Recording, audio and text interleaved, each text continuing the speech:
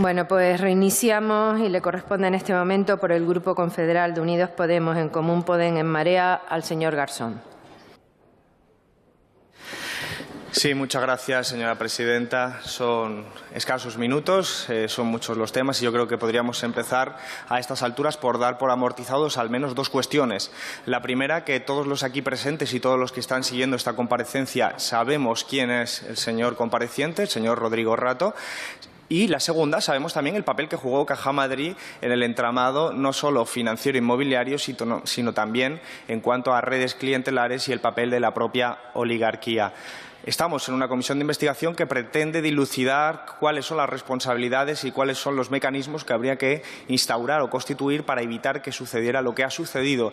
Y lo que ha sucedido, aunque se le puedan poner diferentes cifras, oscila entre los 60.000 millones de euros que ya se dan por perdidos según el Tribunal de Cuentas y los 120.000 millones de euros que serían los que estarían comprometidos y a los que podría ascender la cantidad a fondo perdido ya por las finanzas públicas. Y, por lo tanto, esto tiene responsables. La comparecencia del señor Rodrigo Rato ha sido verdaderamente fascinante, en mi opinión. Fascinante porque continúa en la línea, fascinante pero quizás no sorprendente, porque continúa en la línea de todas las demás comparecencias. Quizás, y esta es la enorme paradoja de esta comisión de investigación, solo los expertos han hecho algo de autocrítica, pero todos los participantes activos han eludido sus propias responsabilidades. Y claro, decíamos, sabemos quién es Rodrigo Rato, sabemos que tuvo funciones fundamentales en el Gobierno cuando fue ministro durante mucho tiempo. Él ha hecho una descripción de esa trayectoria, no una autocrítica, no confundir ambos fenómenos, ha hecho una descripción y que está exenta de responsabilidades o asunción de responsabilidades. En aquella época el señor compareciente dijo expresamente una frase tal como nadie puede pensar sensatamente que existe una burbuja inmobiliaria. Ya por entonces el señor Rodrigo Rato sentaba cátedra sobre lo que era pensar sensato o no pensar sensato, pero está claro que se equivocó. Bien, después fue un alto dirigente del Fondo Monetario Internacional en el momento en el que esa organización fue incapaz de ver venir la crisis financiera.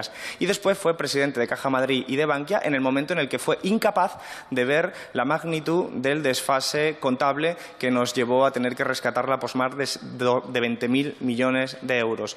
El señor Rodrigo Rato ha hablado aquí de que el mercado es así y de que todo pues, se puede ganar o se puede perder. Yo no sé si hubiéramos utilizado criterios de mercado, cómo podríamos entender esta trayectoria profesional del compareciente, porque visto los fracasos como ministro en torno a la burbuja, como director del Fondo Monetario Internacional, en tanto que no lo vio y en tanto que tampoco supo ver el agujero contable de Caja Madrid y Bankia, evidentemente lo que tenemos es un error de mercado muy grande, aunque quizás lo que más se aproxima fue su expulsión del Fondo Monetario Internacional, que a lo mejor tiene a bien explicar cuáles fueron los motivos, porque usted ha hecho referencia en su comparecencia a algo de autocrítica, correcto, pero no por parte suya, sino por parte del Fondo Monetario Internacional en el año 2011, cuando usted ya había sido despedido de esa institución. Es decir, hubo que esperar a que usted se fuera para que el Fondo Monetario Internacional hiciera autocrítica. No sé cuál es el fallo de mercado, sino que usted lo echaran o que usted llegara allí.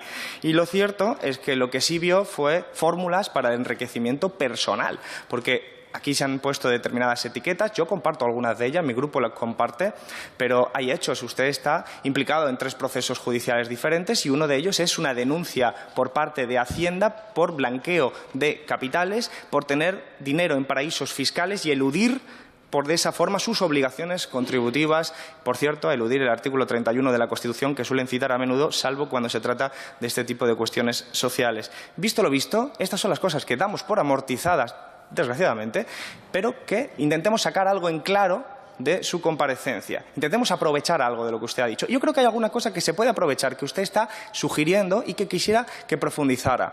Por ejemplo, como ya he dicho, el perfil de Caja Madrid lo conocemos y no vamos a entrar en ello. Pero sabe usted también que las cajas de ahorro no se comportaron todas de la misma manera. No todas fueron afectadas del mismo modo por este modelo oligárquico clientelar entre partidos políticos, constructores, promotoras y el sistema financiero. Hubo algunas cajas de ahorro que se libraron, así como hubo bancos que vieron sus balances absolutamente deteriorados y finalmente, como en el caso del Popular, han acabado quebrando. No es un problema de cajas o bancos, pero sí que es un problema que afectó enormemente probablemente a las cajas, pero no a todas. ¿Por qué entonces, señor Rodrigo Rato, ustedes deciden que Caja Madrid tiene que fusionarse con una serie de cajas profundamente afectadas y no con otras que no estaban tan afectadas? ¿Por qué no consideraron esa alternativa? O si la consideraron, explique aquí por qué usted, por ejemplo, no vio bien, o si lo defendió en su momento, aproveche la oportunidad, por qué no fusionarse con la Caixa, con Unicaja, con las entidades vascas o con alguna de las entidades que con el tiempo se ha visto perfectamente que han llevado de una forma mejor la crisis. La segunda pregunta, ¿cuándo tuvo usted conocimiento de la magnitud del desfase patrimonial en BBVA Bankia? ¿En qué momento?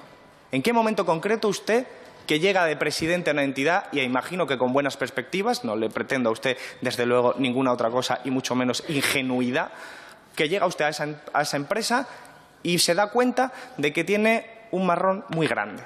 ¿Cuándo es el momento en el que usted se da cuenta de ese desfase patrimonial? ¿Es usted consciente que en marzo de 2012 ya Deloitte cuestionaba la viabilidad de BBVA Bankia? Si es así, ¿se lo comunicaron? ¿Ese es el momento en el que usted se entera de los problemas contables de esta entidad? Sabe usted perfectamente que en abril del 2012 la Comisión Ejecutiva del Banco de España pide un plan de actuaciones complementarios para cumplir antes del 31 de mayo. La pregunta que nosotros queremos hacerle es cuáles son las razones por las que el proceso de Bankia se acelera tanto, incluso en comparación con las propias normativas y resoluciones que iba sacando el Banco de España al principio. ¿Por qué tanta prisa? Por decirlo en lenguaje vulgar. ¿Por qué tanta prisa? ¿Cuándo le requieren a usted ese plan? ¿Cuándo se le requiere a usted ese nuevo plan de BBVA Bankia? ¿Fue un requerimiento verbal? ¿Fue por escrito? ¿Qué tipo de conversaciones mantuvieron?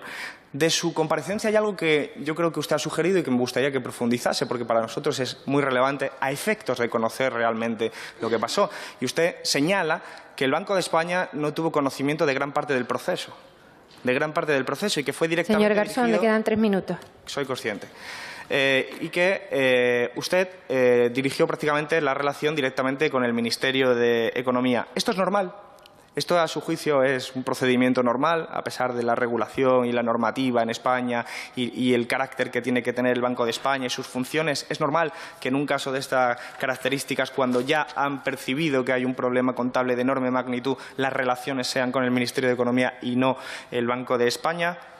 Usted ha dicho esto, quiero que profundice en esta idea, pero la pregunta que le hago a usted es, ¿y usted dijo algo?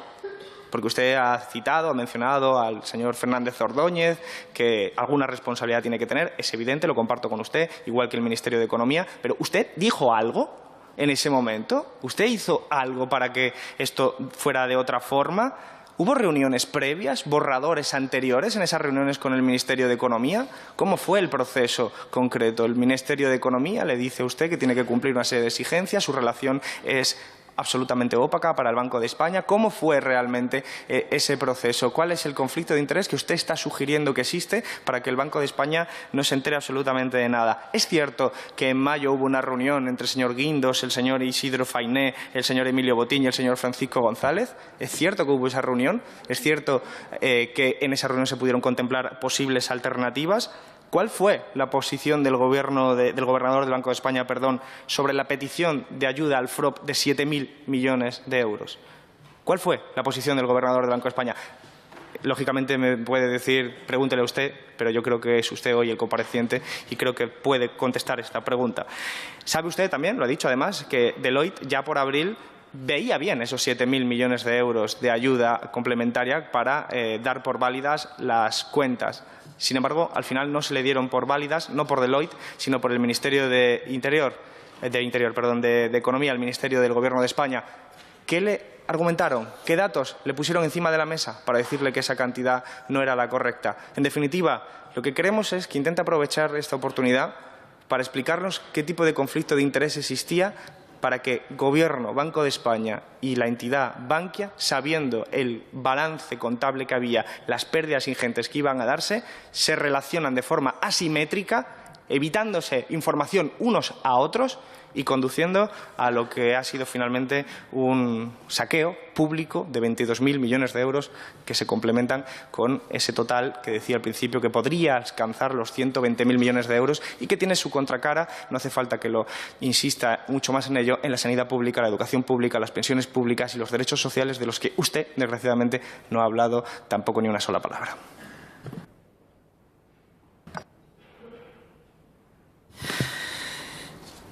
A ver, señor Roto, yo tengo una atracción intelectual por los debates económicos. Es un problema de formación profesional, pero desde luego creo que no ha lugar aquí a debatir sobre la burbuja inmobiliaria como tal, ni siquiera sobre el hecho extraño y ajeno a cualquier economista del hecho de que en aquellos años en España se construyeran más viviendas que en Italia, Francia y Alemania juntas. Eso a lo mejor a usted como ministro de Economía le parecía súper normal, pero ese es otro debate. Aquí estamos para intentar dilucidar otro tipo de problemas y un problema muy grande, un problema que tiene una cifra que alcanza los 60.000 millones de euros asegurados que ya se han perdido, que tienen su contraprestación en servicios públicos. Y eso tiene responsables, y eso es lo que estamos tratando de dilucidar.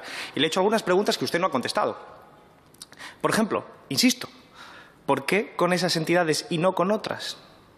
¿Hubo ese debate? ¿Quién lo tuvo? ¿Cuándo? ¿Dónde? Ha evitado esta pregunta, la respuesta. La segunda, sobre la reunión. ¿Existió? ¿La niega? La reunión con Isidro Fainé, con González, con Botín, existió, de qué se habló. Ha sugerido cosas que no ha dejado tampoco demasiado claro, pero las hemos entendido más o menos, con la relación con el Ministerio de Economía, el papel del Banco de España. Bien, lo analizaremos con detalle, pero entienda que en estos 2 minutos que me deben de faltar, se lo voy a intentar explicar de una forma muy sencilla cuál es la visión de nuestro grupo político, que representa más de 5 millones de votantes. Resulta que usted, durante la mayor parte de su trayectoria profesional, ha sido cargo público y ha tenido una remuneración notablemente alta. Nadie lo sabe, probablemente no lo sabe ni Hacienda porque una parte la tiene en paraísos fiscales, pero ha sido bastante alta. Y eso va asociado a un riesgo y una responsabilidad. Y usted ha fracasado. Y no es una opinión personal, que la tengo, por supuesto, sino porque acudimos a los resultados. Usted no era el que daba los préstamos en Caja Madrid, eso ya lo sé. Ni siquiera usted eran los inspectores del Banco de España que deberían haber estado mirando eso, aunque aquí ya se han dicho muchas cosas sobre ello y ellos sí lo hacían. Pero usted llega a una empresa y en vez de analizar las cuentas y en vez de ir a ver qué créditos tiene, si son buenos o son malos, usted todo eso lo deja pasar. Eso es incompetencia, porque usted está precisamente asumiendo el riesgo de su propia empresa. Es que era el presidente de Caja Madrid, no el que pasaba por allí. Y es que Caja Madrid al final quiebra. Y nos cuesta 22.000 millones de euros. Y usted era el presidente. Por lo tanto, eso que usted ha llamado autocrítica, yo no la he visto en sus palabras. Es evidente que no en la de la burbuja inmobiliaria, parece que tampoco en la de Caja Madrid. La verdad, no la he visto, la autocrítica. Ni siquiera en un nos hemos equivocado, perdón, no volverá a ocurrir. No se ha dado en ningún formato.